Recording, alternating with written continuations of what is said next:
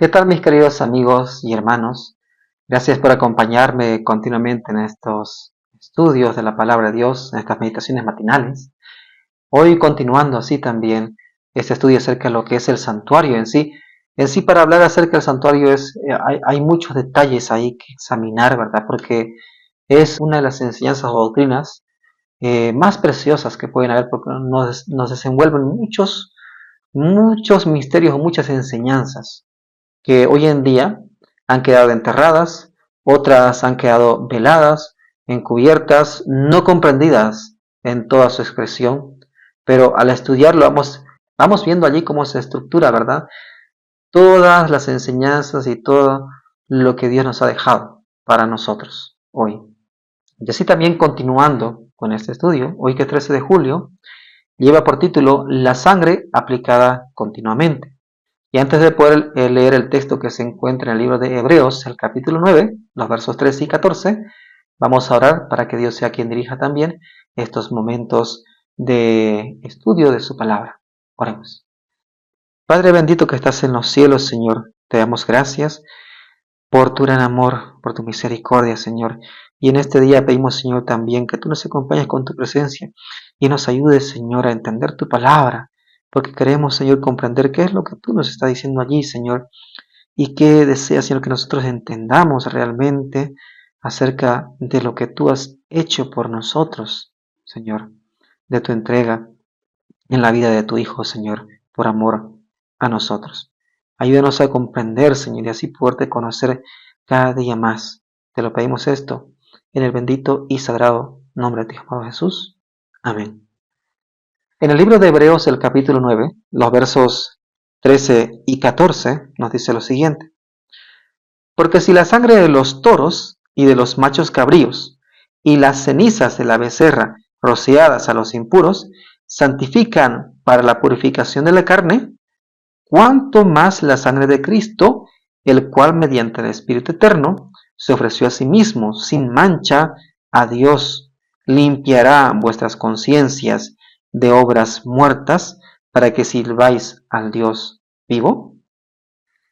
Si esas ceremonias que se hacían antes para la purificación, ahora, mediante esa simbología, por eso Pablo dice, cuánto más la sangre de Cristo, el cual por el Espíritu Eterno se ofreció a sí mismo, sin manchas, sin defectos ante Dios.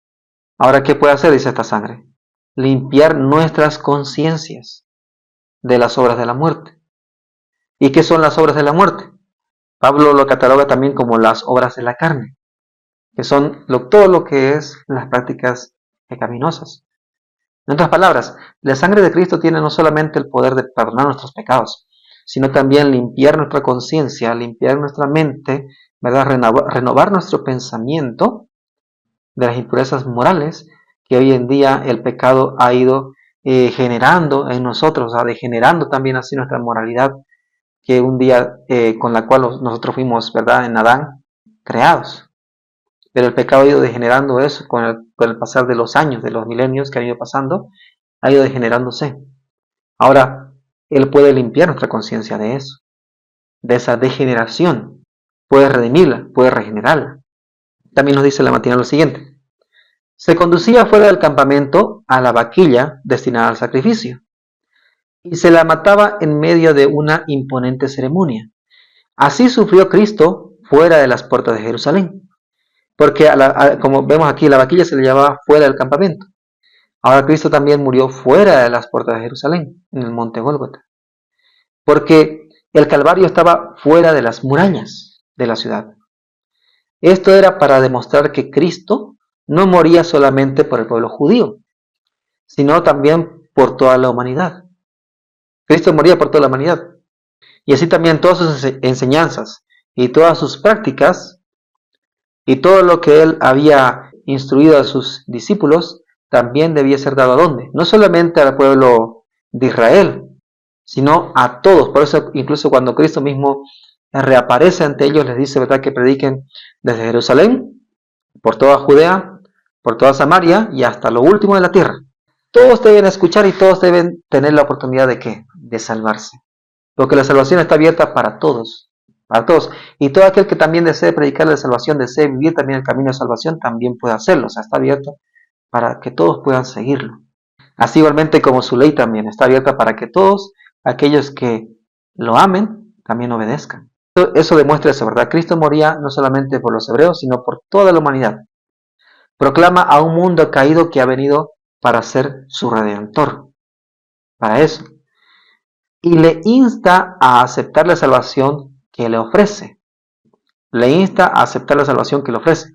Entonces, aquí, este término de salvación que Dios ofrece, Él nos insta a aceptarlo, porque Él es nuestro redentor.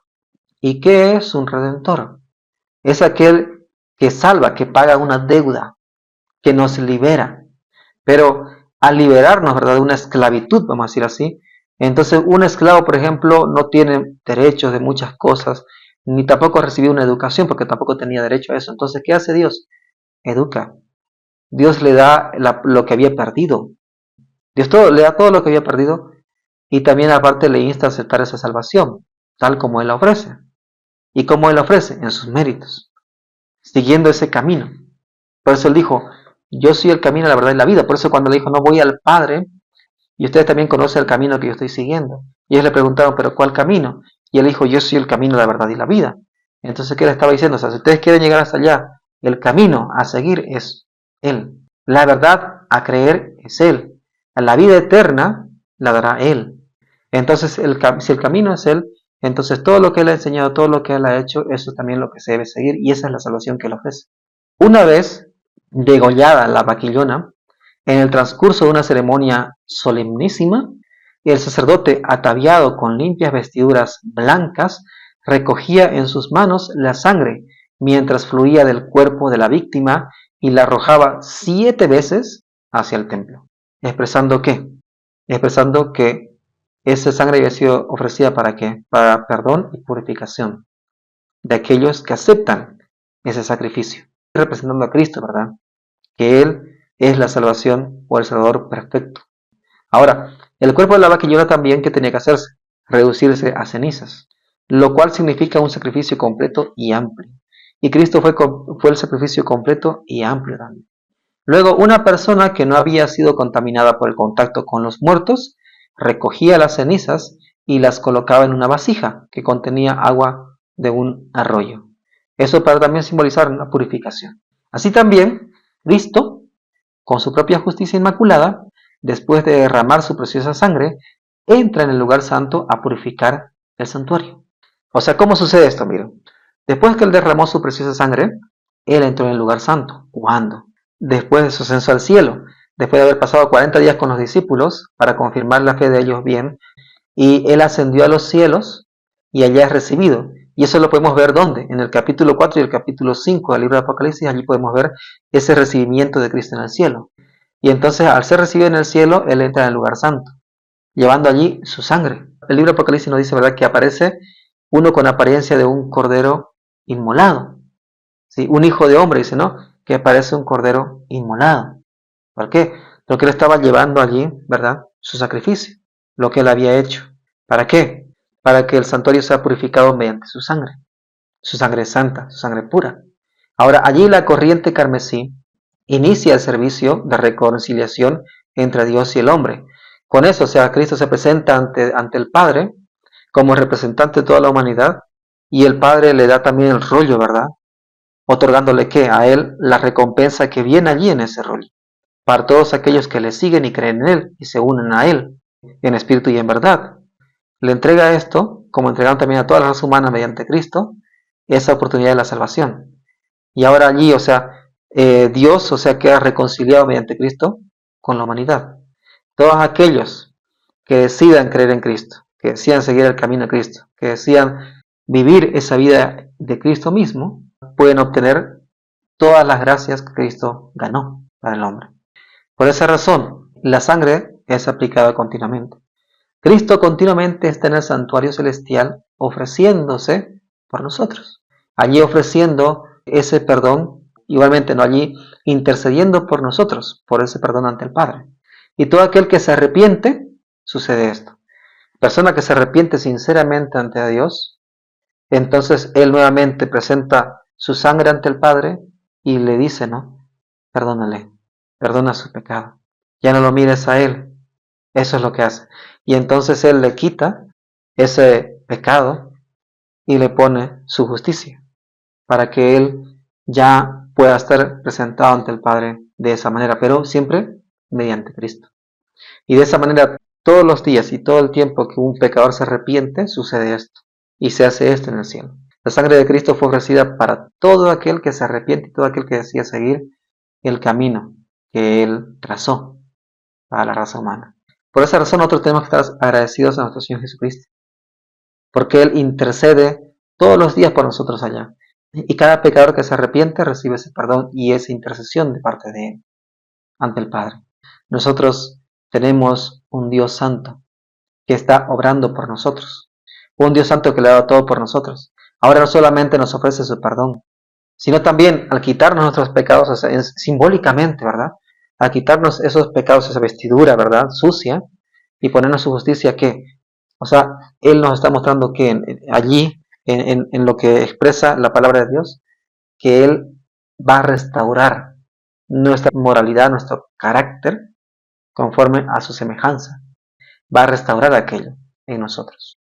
Pero nosotros también tenemos que estar como todos los días en la presencia de Dios mediante Cristo. ¿Y cómo se hace eso? En una comunión diaria con Dios. Por eso cuando Cristo oró en Juan 17, Él le ruega tanto al Padre, le dice, no, que estos sean uno conmigo. Santifícalos en tu verdad, porque tu palabra es verdad.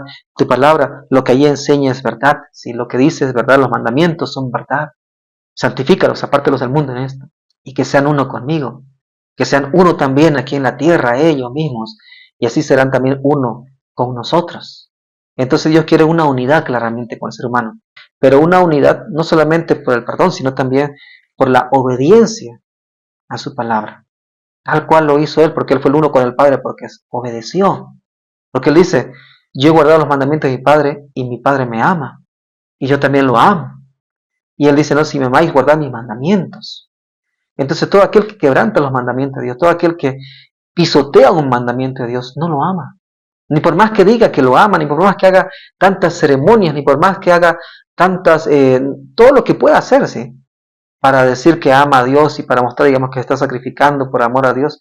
Pero si quebranta los mandamientos de Dios, si comete idolatría, si quebranta el sábado, si quebranta el no mentir, si el cometer adulterio, cualquiera, entonces no está amando a Dios. Porque no está teniendo tampoco una relación realmente con Él. Por esa razón es tan débil y no puede vencer. La única forma es estar todos los días en constante entrega, en constante comunión con Dios, ligados al cielo mediante Cristo, en esa unidad de la verdad, en esa santificación de la verdad, en esa entrega diaria y voluntaria a nuestro Dios para que Él dirija nuestras vidas y así nos libre del mal y nos aparte del pecado. Nosotros diariamente tenemos que tomar aquella sangre ofrecida para nuestra purificación. Así que cada día presentémonos ante Él, unámonos a Él para poder recibir siempre esa salvación, esa ayuda que Dios quiere darnos continuamente, día tras día, a todos nosotros. ¿Por qué? Porque fue derribada, en el sacrificio de Cristo fue derribado, ¿qué?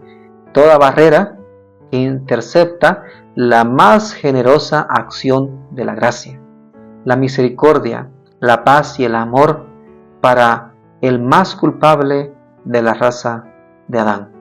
Hoy el cielo está abierto para nosotros y Cristo está dispuesto siempre a entregar su perdón y también darnos la purificación para nuestras mentes, para luchar día tras día contra las huestes del enemigo y contra sus tentaciones.